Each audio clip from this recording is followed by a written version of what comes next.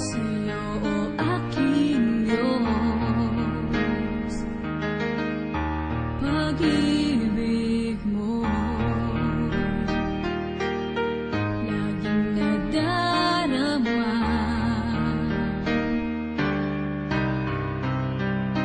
Bagamat maraming pagkukulang, ikaw pa rin ay nariyan upang ako'y tulungan ka na.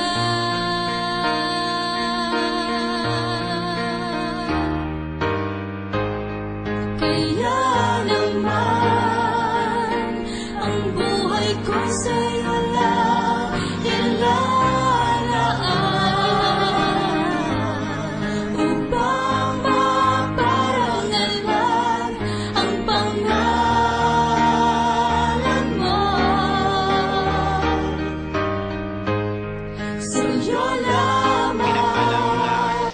Umaga po o hapon o gabi sa ating mga kapatiran sa iba't ibang PFCC at GMA areas na kung saan ang ating ministry ay maglulunsad ng programang Neighborhood Prayer Group na kung saan man ay ito ang pinakamalapit sa puso ng ating mahal na punong lingkod.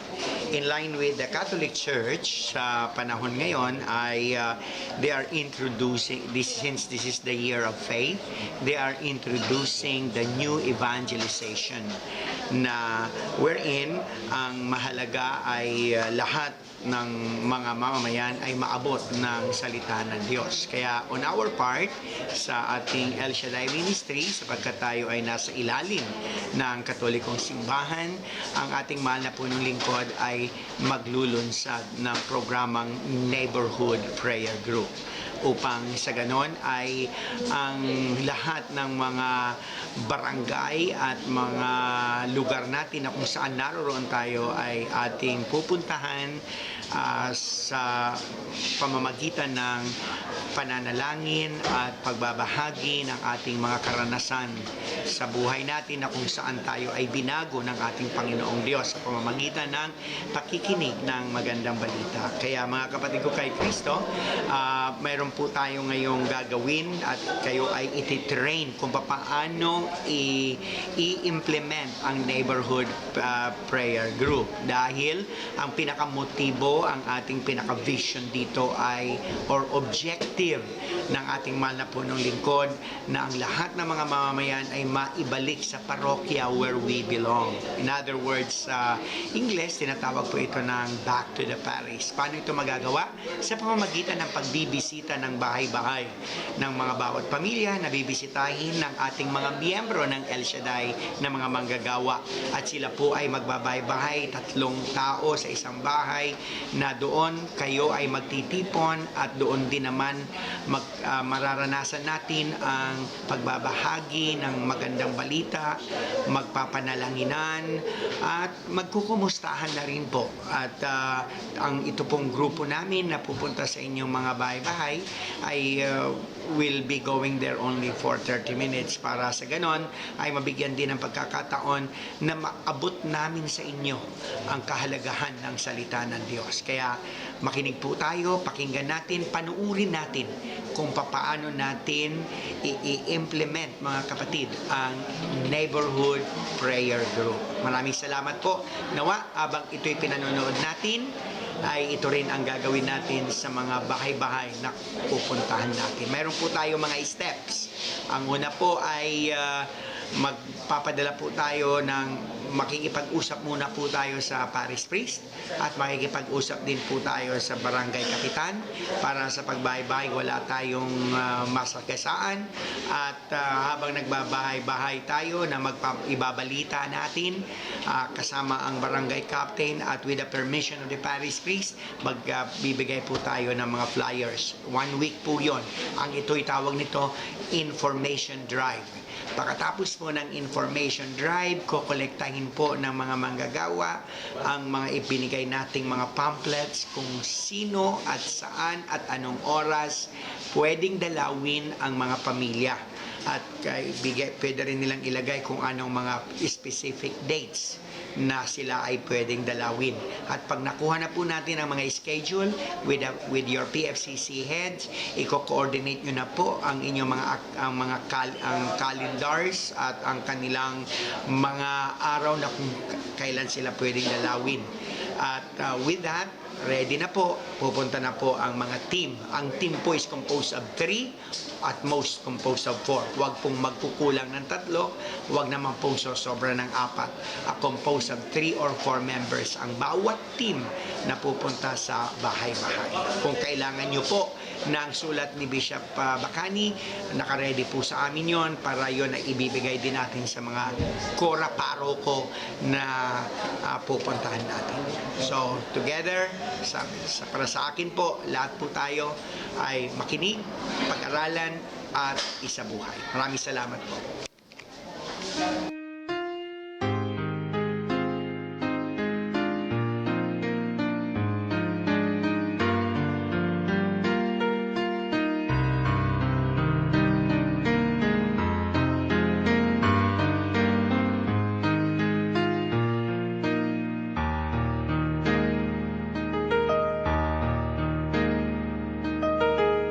Salamat po sa'yo, o aking Diyos. Pag-ibig mo laging nadarama.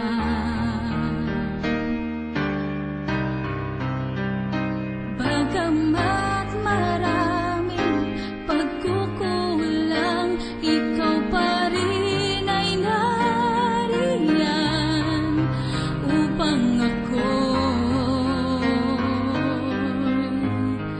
tulungan kang na.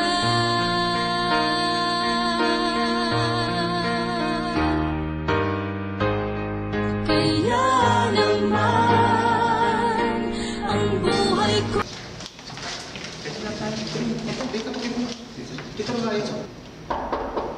Tao po. Morning po. Magandang Ay, magandang umaga naman. Tuloy po kayo.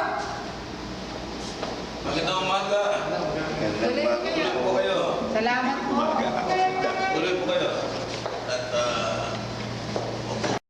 Kami po ay papasalamat dahil tinanggap ang aming pagdalo dito sa inyong tahanan para po sa neighborhood record na tinatawag namin. okay po. Ano po ba ang may paglulingkod namin sa inyo? Eh, kami po ay unang-unang papasalamat po dahil yung tinanggap ang aming pong pagparito. Ang aming layunin po ay para po sa neighborhood prayer group. Oo, ganun po pala. Siya po po tayo. Maraming salamat po. Maraming salamat po. Siya po po tayo.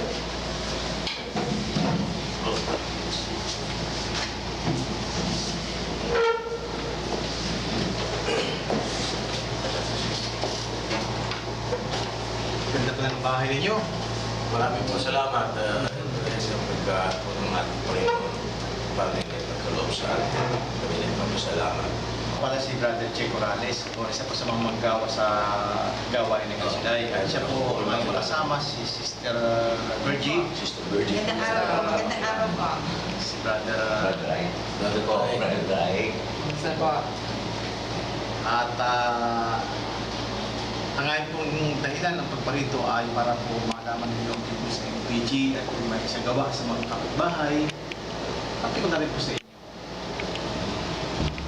At ito po ay proyekto ng Kasiday para po paraan ng pag-aamin ng mas marami pang kalaro para sa gawain.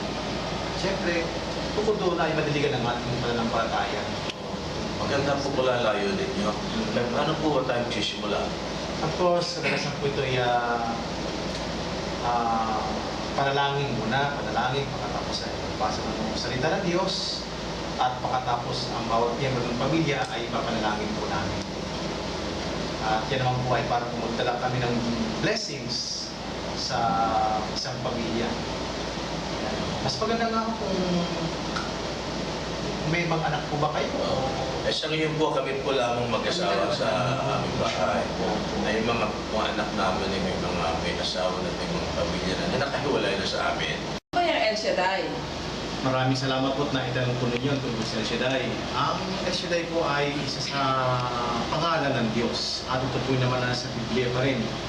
Kung kayo po nagbabasa ng Jerusalem Bible, yan po yung matatagpuan natin sa Genesis chapter 17, verse 1. Sabi doon ay, when Abraham was 99 years old, the Lord appeared to him and said, I am the El Shaddai. Isa ito sa mga pangalan na ipinahayag ng Diyos.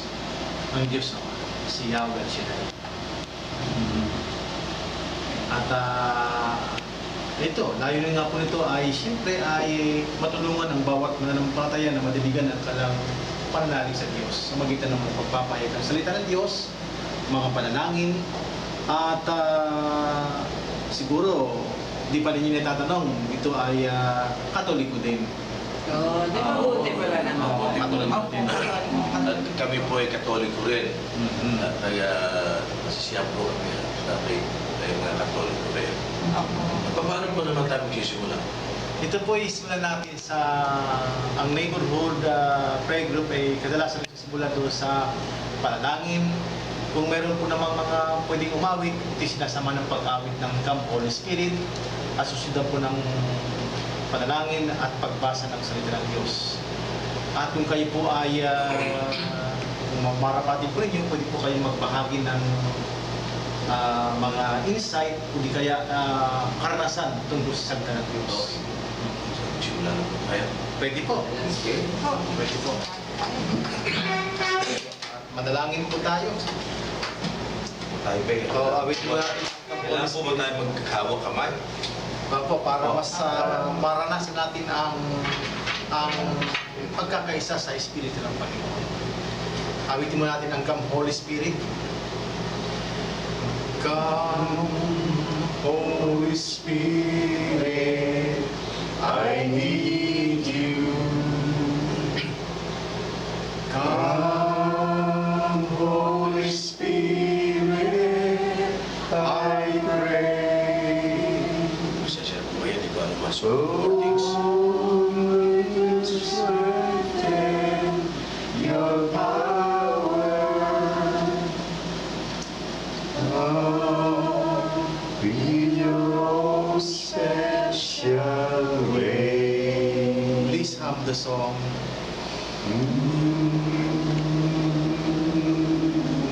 Ama naming Diyos na makapangyarihan sa lahat, nagpapasalamat kami, Panginoon, sa biyayang ito na kayo ay maging bahagi ng iyong panawagan.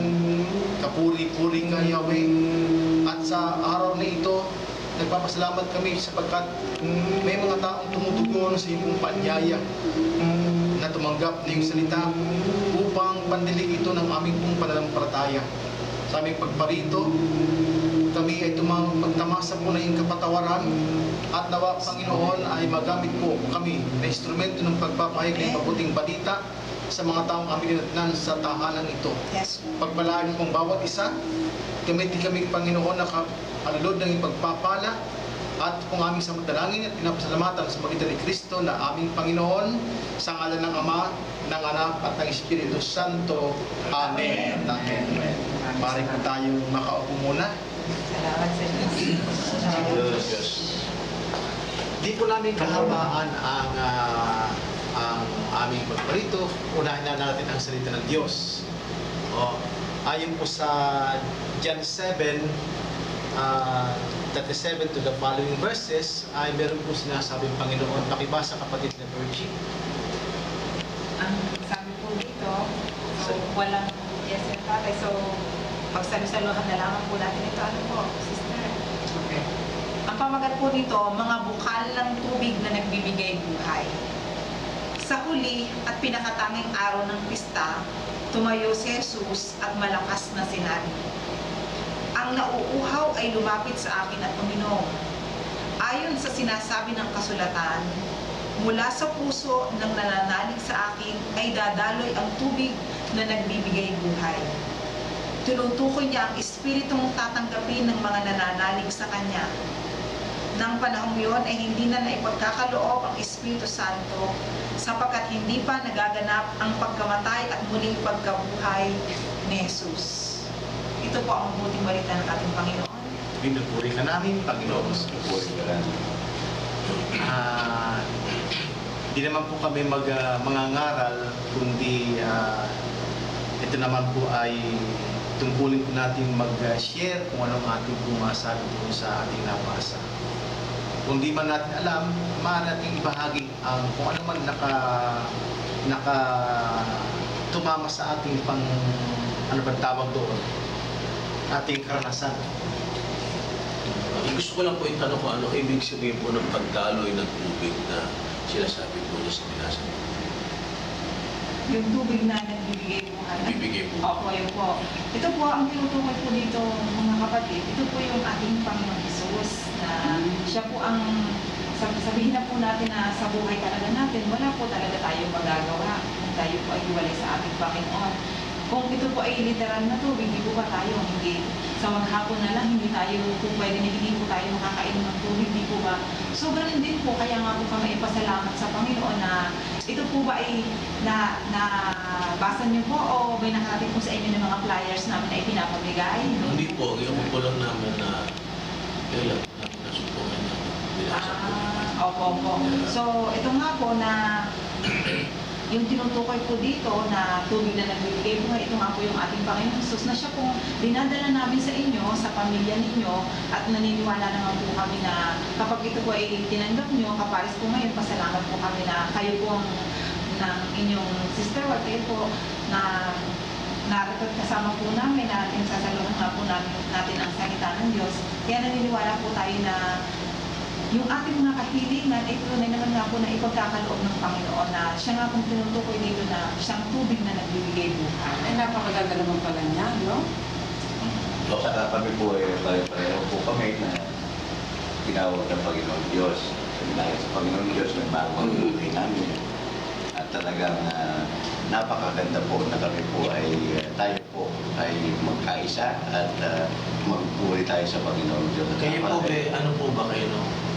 Ako po nung araw ay isa po akong abogado ngayon dahil nung araw po talagang binago ako ng Panginoong Diyos ngayon talagang sumasampalataya na ako noong araw po hindi pa ako sumasampalataya sa Panginoon at talagang ito po at iniwan ko na po yung aking pagka-abogado at ngayon ay talagang kami po ay lumalapit sa mga taong na kailangan ng salita ng Panginoong Diyos. Ganda naman pala yung layo ninyo din. Tsaka at least yung mga tao ay nagbabago. Gusto din namin makamtan yan. Opo, tunay naman nga po na talagang kapag ating pong pinagsaluhan ang salita ng Diyos at ito na nga po yung pasalamat kami na napasimulan po dito sa inyong tahanan na siguro sa mga susunod makakasama po natin yung inyong mga anak na kapares nga po ng ibinahagi ng ating kapatid. Ako man po ganun din na kaya po ako ay malakas ang loob din na makasama ngayon dahil may ginawa din po sa akin ng Diyos. Kung ating kapatid po ay dating abogado, ako naman po ay nabigong maging abogada. Opo, nabigong maging abogada naman po ako at dahil sa kabiguan na yun, ay nagtangkang magpakamatay. Ganun po ang nangyari sa akin mga kapatid. Subalit dahil po sa kabutihan ng Diyos, itong kabiguan ko na ito, ginawa naman po ang katagumpayan ng Panginoon. At ngayon po, hindi man po ako naging abogado na kapares ng ating kapatid na ito, naging ambassador naman po ako ni Kristo. Kaya salamat po sa Diyos. Kayo po naman. Tulad ng karamihan nating mga kababayan sa Pilipinas o mga nasabi natin mga Kristiyano ay dumaan din sa masalimot na pamumuhay. Dahil nga sa kulang sa tanglaw, kulang sa salita ng Diyos, tayo ay talaga namang namuhay lang dahil sa mga pamaraan ng mundo, samantalang narin naman ang pamaraan ng Diyos. Atin nga po natutungan sa Biblia na sinabi ng Panginoon, my ways are not your ways, my thoughts are not your thoughts. Dahil doon ang aking naging isipan ay isip mundo, ang naging hubog ko ay hubog mundo, nalayo ako sa Panginoon. At salamat naman sa Diyos dahil sa ganitong uri ng gawain ay naliwanagan ako at nagkaroon ako ng pag-asa. At ako'y nakalakad na muli sa katuwiran ng Panginoon. Kaya ito ako, At bilang pagtalo ng utang na loob, sa pagbabagong ginawa sa akin ng Panginoon, tutungkulin ko naman maging bahagi din ng ministry sa pangarap ng pag-aakay ng mas maraming pangkalwa. Bilang pagtanaw ng utang na loob sa Diyos. Sabi nga pahiram na sa atin ng buhay na ito, dapat pangalagaan natin. At sa parang pangalaga nito ay diligan lagi ng salita ng Diyos at panalangin. Tulad ninyo, kailangan din po natin yan. Salita ng Diyos at panalangin. Kaya nga po kami nagpunta rito. Itong neighborhood prayer group ay para siyempre ay mag-share ng Word of God at siyempre makapagbahagi ng panalangin para maghatid din ng blessing sa bawat tahanan. Maganda naman ang pakay niyo at talaga po makakatulong sa amin din yan. Opo. Dahil po alam niyo yung mga nangyayari sa buong paligid, so ating mga nararanasan, kahirapan sa buhay, hindi po dumarating na may problema at talaga po makakatulong sa amin. At makasa kayo ibabahagi din namin sa aming mga anak. Later on siguro sabihin namin, pupuntahan natin yung anak namin para kayo makadalaw naman sa kanila. Oo, salamat sa Diyos. Okay, salamat sa Diyos. At, Nakahanda po kami. So far, yan naman talaga ang kailangan ng bawat Kristiyano. At mag-share din, pagpapalang ng Panginoon at yung pagpapalang yun, particular sa Word of God, mga blessings na spiritual, ay maibagi din sa bawat kamag-anak or miyembro ng pamilya. At dahil na tayo ang pinaka-sentro naman talaga ng ating pagparito ay May panalangin. may panalangin kayo. namin kayo. At kaya ating una muna yung salita ng Diyos upang una ay madiligan ang ating pananampalataya. Uulitin ko po yung sinasabi ng Biblia, for without faith, it is impossible to please God. Since na tingin natin ay dadiligan na ngayon ng ating pananampalataya ng salita ng Diyos, tayo naman po dadako na sa panalangin. Kayo ba'y meron pong kahilingan sa Panginoon? Ay, kapayapaan po sa buong pamilya ang aming tanging hinihiling. Yun po lamang yung aming kahilingan. Tungkol sa mga anak po. Sa mga anak. At para Sa sila negosyo. magkaroon ng matiwasay na pumumuhay. Ayaw po namin sila may influensya ng sa paligid. Alam po naman yung ano nangyayari. At lumabas po lamang kayo dyan sa kanji, na-hold up na kayo. Totoo naman po. Yung mga ganong maliliit na bagay, malaking bagay sa amin. Sa tayo share ko po sa inyo, wala pa ako ng tinawag ng Panginoon ay ang mga anak ko ay talagang sumama na sa ating pananampalataya sa Panginoon. Malay po ninyo, sa ginagawa po nyo na ito po ang aming mga anak ay makakasama na rin natin sa inyong mga gawain. Opo, aakayin po namin yun na sama-sama po tayo. So, paano po tayo mananalangin?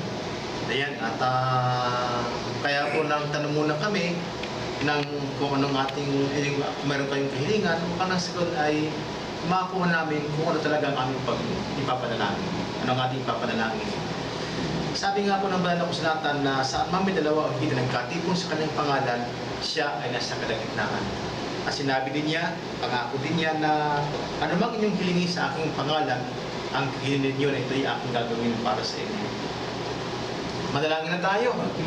Bago pala kami manalangin ay meron po kaming nakasanayan sa charismatic na pagpapatong ng kamay. Kayo po ba ay ayos lang po ba sa inyo na magpatong kami sa inyo ng kamay para sa panalangin? Okay po. Okay naman. Okay po. Para at least alam ninyo kasi maraming mga pinipray over, kinakailangan talaga patungan ng kamay. Okay po. Salamat po. Manalangin na tayo. At Kayo po, kahit nakaupo na lang po para relax po tayo. Ang mahalaga po ay ang ating puso, isipan ay isipin natin at damhin natin na kasama natin ang ating Panginoon. Diyan po lang po tayo at manalangin. Sa ngalan ng Ama, ng Anak, at ng Espiritu Santo. Minsan pa, O Diyos, sa oras na ito kami nagpapasalamat. Sinabing Panginoon, nasa ama may dalawa, ang higit na nagkatipon sa iyong pangalan, ikaw ay nasa kalagitnaan. Nandito po kayo, Panginoon, sinasamahan po namin ang aming kapatid. Ang ama ng tahanan, ang ina ng tahanan, Panginoon. Alam mong kalang kahilingan. Alam, Panginoon, ang kanilang isinasamo sa iyo. At ang hawakan po namin yung pangako. Bago po namin ipatong sa kanilang mga kamay, Panginoon, sabot dalangin po namin sila po yung iyong kahabagan. Kung meron kami nagawang pagkukulang, kami patawarin. Di man kami karapat-dapat, gawin mo kaming karapat-dapat. May karapat-dapat kami sa pagmamahal, may karapat-dapat kami sa kaloob, may karapat-dapat kami sa buhay na pahiram mo sa amin. At higit sa lahat, Panginoon, dahil kayo makapaghatid papuri, parang at luwalhati sa iyong pangalan. At sa pangalan ni Jesus, saan pinapahayag sa dakong ito, ng salita ng Diyos ay nato sa tahanan ito. Dumating din sa tahanan ito ang kaligtasan, tanggapin nawa ng bawat miyembro ng tahanan ang biyayang ito, Panginoon. At igagawad po namin sa kalang basbas, pagtatalaga sa kalasing tulong, himala, at magmatugon sa kanilang panalangin. Tuon natin kami sa kanila, ating sila. Dalangin po namin, Panginoon, ang manatahanan ito, Diyos, ang itong patagin, lagi siyang tanglawan, samahan ng Espiritu sa altang oras, sa lahat ng sandali, lalo-lalo kung dumating ito pangangailangan, at patuloy siyang magamit sa iyong paghahari. Pagpalagi, Panginoon, ang ina ng tahanan, upang siya, Panginoon, ay patuloy po maging tanglaw, ilaw ng tahanan, Panginoon, at gamitin siyang instrumento ng ipagmamahal sa kanyang pamilya, sa kanyang husband, sa bawat miyembro ng pamilya at sa kanyang kapwa o mga kapitbahay. Ginagawa po namin, Panginoon, at pinapasalamatan ka namin, Panginoon, sa pagpapalang ginagawa sa ng buhay, Lord God. Panginoon, lagi sila ng iyong kapangyarihan, ng iyong langis, samahan ng iyong presensya, at ang kanilang tahanan, Panginoon, ay lagi punuin ng biyaya, ng iyong grasya. Langit po na pinapasalamatan ka namin sa pagitan ni Kristo na aming Panginoon. Amen.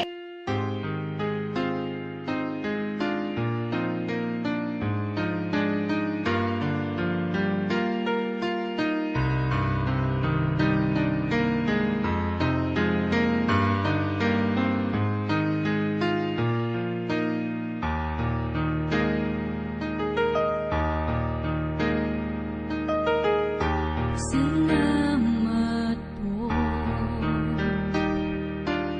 sa iyo, o aking Diyos. Pag-ibig mo laging nadarama. Pinagpaalala po kayo ng Panginoon at meron po kaming iiwan sa inyo na malaking bagay po ito para magamit ninyo. Marami pong katuruan dyan sa ating pananampalataya. Para ito niyong basahin at may ibahagi din po sa inyong nangangailangan po ng alamat. Matulog po kami sa pamilya na. Opo, mag-isa inyong mga anak. At meron din po ito mga imbitasyon na aming po bibigay sa inyo. At meron pong mga gawain dito po sa tabi ninyo. At pagka-Martes po at saka Sabado ay naanyayahan po namin kayo sa Ambel City. At doon po ay napakarami pong taong makakasama natin doon.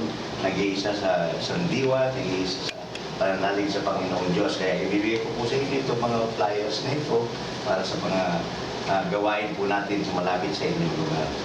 Ngayon po ba, kailan kayo po pwede bumalik para maisama namin yung aming mga anak? Ako po, maraming salamat po na itanong po niya. Yan nga po ang aming dapat din pasalamatan sa inyo dahil sa tanong ninyong kung kailan kayo babalik. Kami po ay nag-iikot para nga rin po dito sa NPG, dito po sa malapit sa ating parokya. By the way, kung pwede po namin gawin linggo-linggo, pumunta sa inyo, or kung kailan po kayo available ang inyong pamilya. Pwede po ba, pwede po siguro kami ng Huwebes ng gabi. Babies ng gabi. Anong gagawin ng, halimbawa po, may mga kaibigan kami na gusto din makaranas at O, pati makarinig. kapitbahay natin. O, yung mga kapitbahay, kaibigan. Paano gagawin nila? Welcome po yun. At pwede po ninyo silang maanyayahan dito na rin po sa inyong tahanan. Oh, so sila na pupunta dito at Opo, dito opo. kanyo kami pupuntahan. Okay.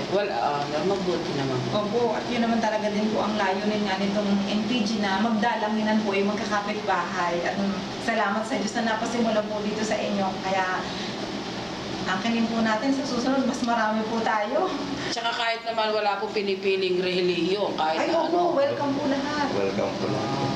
At bukod po doon na pwede po kayong umatid ng gawain dito mamaya dito sa parokya natin. May chapter po ng El Shaddai dyan sa parokya. Malapit po sa inyo.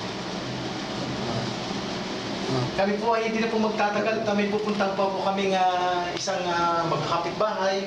At yun po di tumatanggap din po doon sa aming ginapag-anyaya ng gawa. Teka muna! Wala nang maiinom. Oh, kayo kayo!